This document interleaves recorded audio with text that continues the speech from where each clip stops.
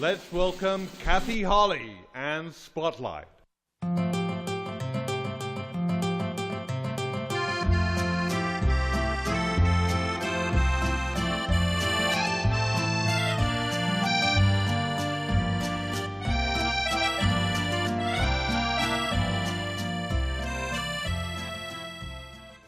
Hi, everybody. This is so great tonight. I'm glad you're here because we have two great musicians who play locally all over, and I want you to meet them tonight. Mr. David Sturdevant, on my left, guitarist, harmonica player, composer, entrepreneur, everything. Gosh, you do all those things. And John Stafford, who is a wonderful multi-instrumentalist on the reeds, on horns, and tonight he's going to be playing clarinet, so it's going to be great. Great fun. Great having you both on the show. Thank you. Nice to be here. Well, great to see you, David. Let's start with you. Where are you from originally? Because you told me, I was so surprised. Well, I'm from upstate New York. Binghamton is the town that people might have heard of. It's about a block away from Johnson City, where I really grew up. And it was an industrial town. So how did you get into music instead of... By getting out of town? How did you get out of town? Coming to San Francisco. Eventually, yeah, because I never, it wasn't in my environment. We did everything else back there, but when I came out here and I met a guy, Abe Vandermeulen, who was the first guy that I met when I came here, and he was a banjo player. Yes. And he introduced me to Dave Marty. And my gosh. we started... somebody gave me a guitar.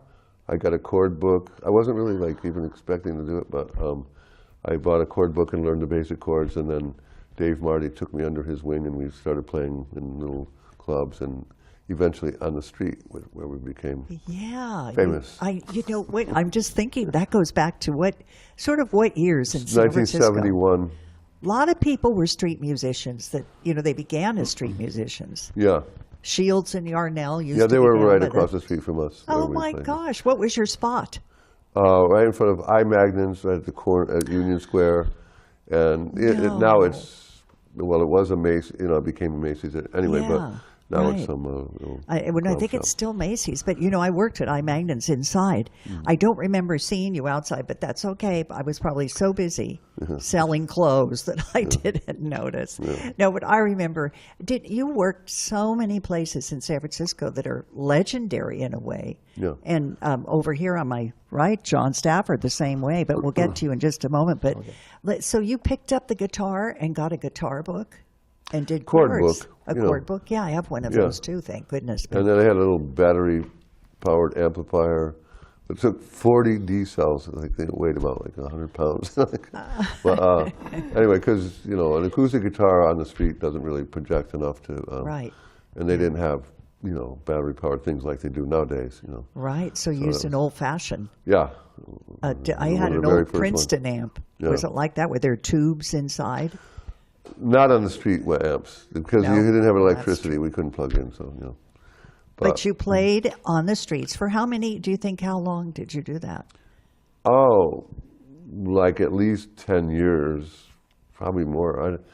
I'm not so good at keeping track of years, but we really became really well known largely because of Herb Caen, the legendary columnist in the Chronicle. Yeah. He wrote about us many times, as he did about John Stafford, both with us and in the St. Francis Hotel. But he used to, it made a big difference in our careers and our success. And then we eventually got hired by the major hotels.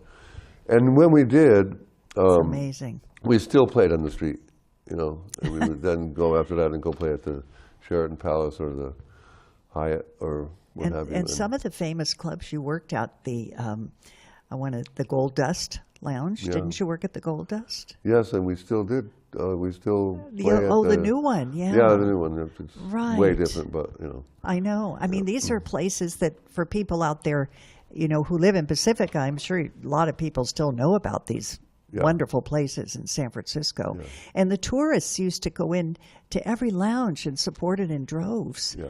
And that's why and the natives too. Yeah. I'm a native San Franciscan. I remember all, a lot of the street musicians. Yeah. and it was a wonderful way to make sort of a living, right? Oh, we did very well.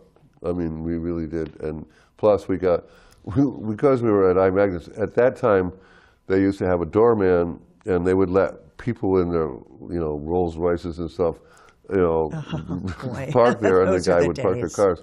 Right. And the guy who was the doorman became sort of part of our act, and he would his name was Diamond Jim, and he had this, tuxedo kind of outfit on, and he would just casually walk past us while we were playing, and he would flip a $50 bill into the case and just keep walking, and then we would give it back to him at the end of the set, That is great. And then we great. got tons of gigs from it, from people that were, shopping at iMagnus, and they thought, well, and they also, iMagnus also hired us to play at fashion shows and so forth. And I didn't know, I guess I had little gigs there at iMagnus. I mean, I was selling summer. Yeah. And then I also worked in customer service, writing letters to customers who were disgruntled about something. Oh. But and I guess I was very polite and good at writing letters. So in high school, I used to do that summer job.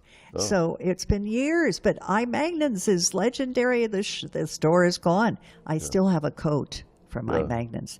But you have stories to tell then about working on the streets. Yeah. Do you have anything, specific that would, did you meet any famous people that would walk by and say? So many. I mean, I was just thinking, Tony Bennett. Yeah. Have you met him? Yeah. Oh, great. And there's just so many. But also Ciro Magnan, who was the owner of all those stores. Yes. Well, they would all hire us to play at their upscale parties and everything, and he would sing. Come up. He would. Part of the deal was if he would hire us to play at these parties, we also had to let him sing a song with us, and he would sing and he had a line in there where it would go, diamond rings at Woolworths wouldn't sell. He'd go, diamond rings at Magnums wouldn't sell. Right. Change it around a little bit. We played for Diane Feinstein. I mean, and people whose names have sort of been forgotten, by younger people have never heard of. But really, I have to say that Herb Caen was one of the biggest catalysts for us, becoming. Yeah. And at one point, we had an investor who wanted to, sponsor us and everything, and he bought us a Rolls Royce, a replica of a 1936 Phantom Silver Cloud, with these giant headlights and running boards. Oh, my gosh. And the window between the chauffeur and the passengers. And we had our little emblem on the side, and we would smoke cigars and drive around. And, But it was just borrowed. No, he bought it. He bought it for you? But as it turns out, that what he really wanted was he wanted to have 50% of our proceeds eventually. And so we gave it back. It was okay, but not really okay. Yeah, right. Yeah. But it was fun while it lasted. Sure. Anything like that. That's real showbiz. Yeah. Well, I have to turn over here to Mr. John Stafford. You don't have to. I could go on with you forever. I'm going to go on with both of you, by the way. You both get, you both get equal time and more time because you work together and you're called the Medicine Ball Duo, yeah. right? Mm-hmm. So, right. John, where did you originate from? I grew up in Indiana, close to Indianapolis. Close to Indiana. That's where they do all the races. That's right, 500-mile race. Yeah. Well, when did you get started in music? Because you play a multitude of, reeds here. Well, I started when I was a kid, 9, 10 years old. My father had a bunch of saxophones laying around the house, and me and my brother kind of gravitated to them and just started playing. You didn't take formal lessons? A little bit after I got into, a little bit in high school. But you were born with the gift, and you wanted to do it, right? Yeah, I always wanted to do it, more than just play in a band or a marching band or something. I just wanted to be a professional musician. Fantastic. I see them on TV, like these great old movies with the nightclub scenes. Oh. And I see the band back there, and I say, that's where I want to be. Playing there in the supper clubs. Yeah, that is true. Oh, supper club. There's a word. It's sort of an old-fashioned That's an old, I don't know. It's an old term, yeah. It's an old term, and I use it. Yeah. I think it's great. It just means great music and the dance floor and the orchestra. Yeah, well, that was a big inspiration for me. So you did actually experience a little of that. I mean, where did you play then? Where did you go to play? New Orleans? I read about New Well, Orleans. yeah, I just always played, always practiced, and I see musicians on TV, and we started getting little gigs around Indiana, around Sheridan, my hometown, and Indianapolis. And when I got old enough, me and my brother hit the road to New Orleans Oh, great. with a friend that played guitar that we had a band with in Indiana, and he introduced us. He said, "You guys need to go with me down to New Orleans," so off we went. Oh, what fun. And you played a little Yeah, bit in the clubs there it's and amazing. everything? We lucked out. We just immediately in Yeah. town, we picked up a gig on Bourbon Street. Oh, that's a Yeah, didn't story. even have to look for it. So did you meet some other famous musicians that we might know and remember? I don't In know. New Orleans? Uh-huh. No. Just trying to think of names, but I Didn't Pete actually. Fountain. Pete Well, Fountain. yeah. There we go. Yeah, I met Yeah. Pete Fountain, but much later, not when Uh-huh. I first went there. But yeah. And then how did you eventually get to San Francisco and meet up with Dave? I met a banjo player, kind of an itinerant banjo, my good friend of mine, Lee Shapiro. And he was playing banjo on the street, and he introduced me to street music. And I had a good gig at the time at the Roosevelt Hotel. And that just came to an end, and I was out of work, so I started playing street music with him. And then he said, "You want to go out to California and play out there? It's really great. You can make a lot of money just playing on the street." So we went That's out it? to, followed him out to California. And that's the beginning of the new story, right? Yeah, it And was you back played a in new San story, Francisco and were because part I'd of never all this? heard about street music until I met him, and he introduced me to the concept. And you know, I remember seeing you at the St. Francis Hotel in San Francisco. You had a long-running gig there, Yeah, I was there for Right. about 25 years. working with Abe Batat. Abe Pianist- Batat. pianist. Right. Yeah. Very famous. Very famous. And now the two of you have teamed up, and I know you do gigs a lot. I happen to have some footage from a gig you were obviously doing, and it's from YouTube. And set it up for me. The name of the tune, I Found a New Baby. Found a New Baby. And that's right out of what era? The late. I'm not sure. 20s, Somewhere around the late 30s? 20s, 30s. I'm not sure. Okay, It's so- old. I know that much. It is old. Okay, because these are great tunes. They're along that genre of Dixieland and jazz and all of that. So, all right, because I know we're going to see a little bit of the footage, but this is the kind of image I think you have when I hear the music on this particular video. I've heard you do this a lot. I think they're just getting it set up. But we're going to also hear from you live as well, right? Yeah. Name some of the places that you've worked. Give me some ideas. Oh, well. I mean, name the litany of all the clubs and everything that you've... Well, a lot of the clubs don't even exist anymore, but, and then, which is the way that it goes. And some places have been renamed. But I think that the things that people would most recognize is like the hotels, the Sheraton Palace, the Hyatt Regency, all the major ones, and of course, in his case, the St. Francis. And now currently, though, I mean... now? Trieste? Yeah, so we play at the... a place that was called Cafe Trieste in The North. Taste of Rome. Sure what she's. Huh. Not sure Well, what- oh, yeah, where's the video? We want to see it. We're ready? Okay, let's see it.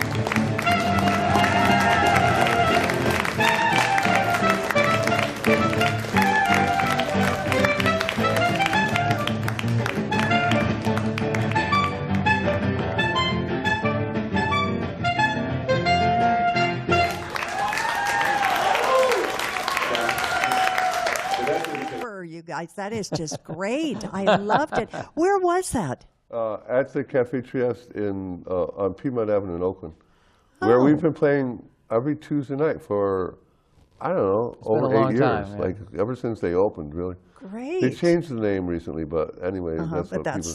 well, I have a list here of some of the other places you work. Trieste, I have that, of course. Oakland and San Francisco, Taste of Rome and Sausalito, and the Sausalito Cruising Club, of which I'm a member, and that's the Medicine Ball Band. Yeah. And that's so much fun to go over there too. I happen to have 2 CDs here, covers, and I know one is called the Medicine Ball Musical Bowl, which is, gosh, it has everyone in it. Big group that you have, David. Well, and I know you and 4 John work pieces, together. it's all 4 that. pieces.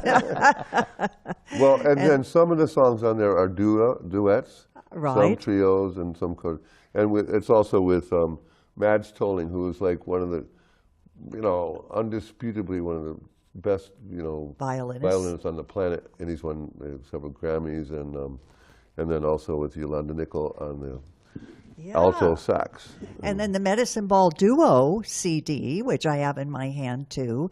And people can go to your website and purchase these, right? Through the website. If they try really hard, they could do it. No. The other one is on all the little outlets. Like, iTunes and yeah. and CD Baby, okay. Yeah. But I mean, it's just great to do these, to have people enjoy the music at home or whatever they want to do. Now, I know you're going to be performing live right here in our studio tonight. Surprise! Surprise. So why don't you go ahead and get set up while I talk a little bit more. Okay. And so Pacifica, we need to hear from this wonderful duo, the Medicine Ball Duo. And what I'm thinking is there should be some rooms down here. I could see you performing I'd love to play down here. many places. Well, I'll be your agent. I can think of a couple of places right now, but we'll talk about it after the show. Okay. And we're going to see you live right here on TV. So let's get to it. I know you're getting set up. And why don't you begin? You're going to do you're going to do one song right now, Avalon, right? Mm-hmm. Yeah. Okay, anytime when you're ready.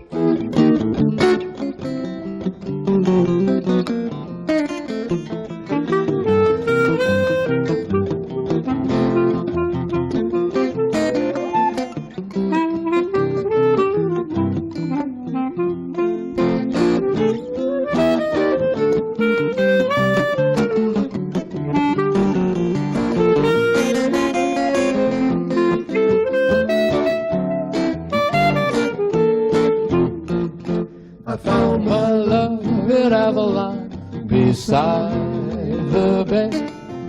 I left my love in Avalon and sailed away. I dream of her in Avalon from dusk till dawn. So I think I'll travel on to Avalon.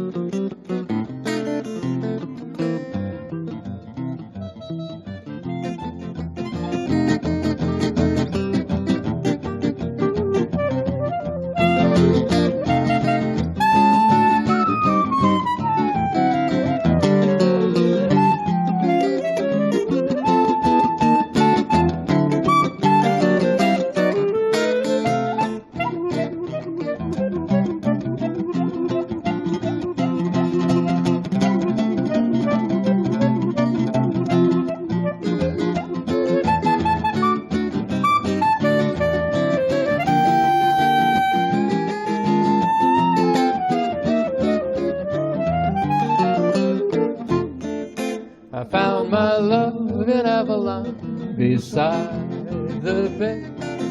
I left my love in Avalon and sailed away. I dream of her in Avalon from dusk till dawn. So I think I'll travel on to Avalon.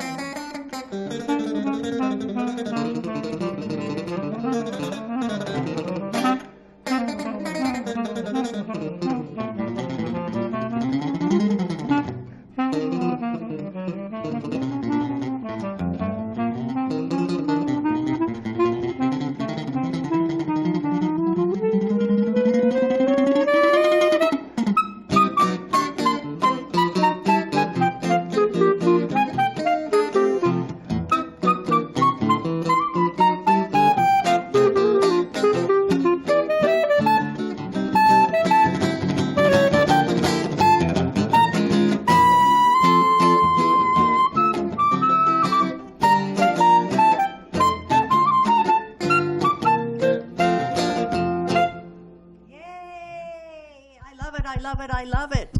I know. The whole audience out there loves it. I know they're watching. They've got to be watching because that is terrific music. Never get tired of that style. Thank you. Ever, ever, ever. I have never seen or heard anyone play so fast, David. I'm just wondering. I have a guitar at home. Well, you told us we only had 2.5 minutes, so we had to Right, you have to rush it. You had to rush it. Well, you're going to get another chance. We get to get two twos. But I don't think I could play that fast. That's incredible. And as far as you're called Mr. Clarinet, right? That's kind of I love that. become a common thing. Yeah. That is great. Yeah. Well, I could see why. I can see why, Mr. Clarinet. So, where is the next gig that you two are doing? This show will air live here in Pacifica 2 weeks later, probably. Well, like I say, every Tuesday we play at the cafe at 4045 Piedmont Avenue in Oakland. Okay. That used to be called Cafe Trieste, and now it's a different name. Something else, They're right? working on it. And, Well.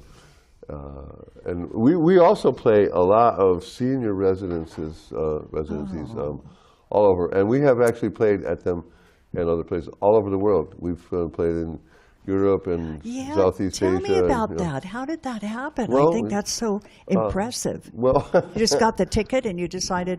That's always. We would have some gigs, like when we go to Europe, some gigs lined up. And then when we were there, we would go to places and say, "Hey, give us a shot," and they liked us, and it has come on back and do some more. We even played Go ahead, Dave. during the last World Cup when we were in Germany, and everybody said, "There's no way that you're going to get to play any gigs," and we played every day while we were there. And we, and people, listen, I'm going So to. what we would do is we play in between. There's an hour in between the matches, and so we would play, and then it was great. And you'd get offered. I'm sure everyone would love you. Well, you know what? I'm going to England. Maybe I'll pick up something when I'm there. Yeah. You never know. If I sit in somewhere, that's sort of how it happens. But a friend of mine might book me. I'm taking a look to see how much time. Okay, so why don't you know what? You two are going to do another tune for us. So what are you going to do? What are you doing? We're going to do a song from the Beatles. Oh. You Won't See Me. But they will see us. Right. They will see you, and I'm listening, and I will see you too. And I know I forgot about this song. It's a great song. So out there in television land, this brings you a little more up into the Beatles era. So you could do everything, you two. You cover the gamut. Okay. Okay, this is it. It's I won't see you, but they will.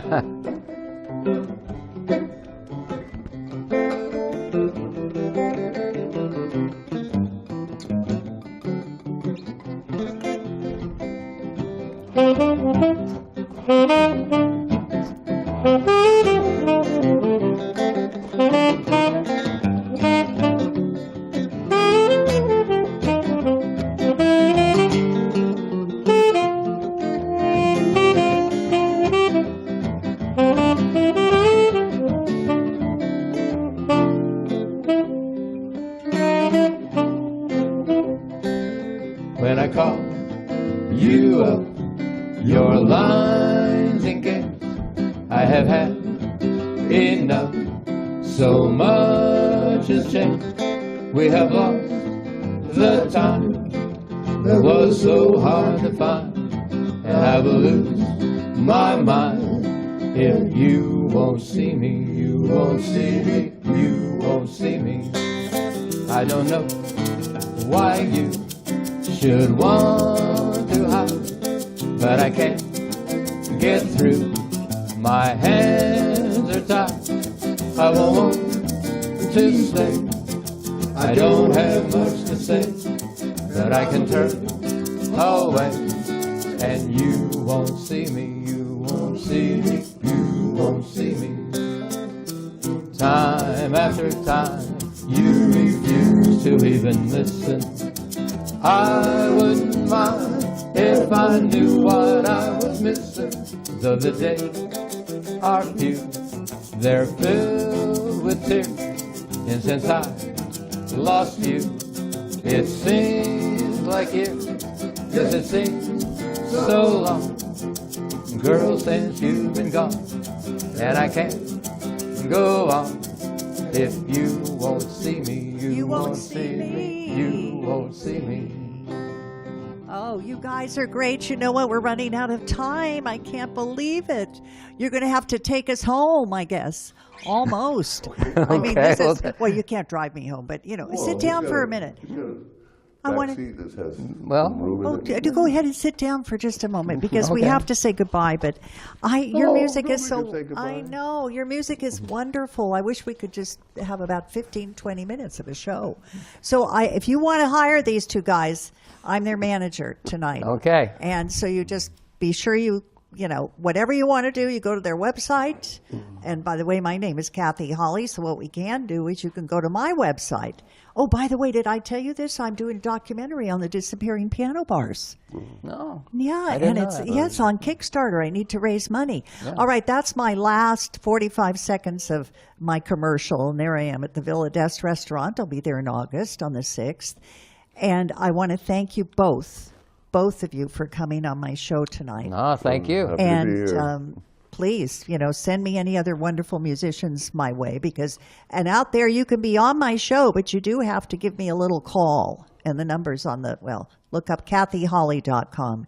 And if you're a musician, performing artist, I can't remember when we've had such fun, though. This kind of music is one of my favorite genres. Okay? Thank you, Kathy. Ours too. Can you play us out? Whoops, Okay. without pay? Okay, here we What are you go. going to do, David? Just, whatever you Sweet can. George Bell. Here we go. Medicine Ball Duo.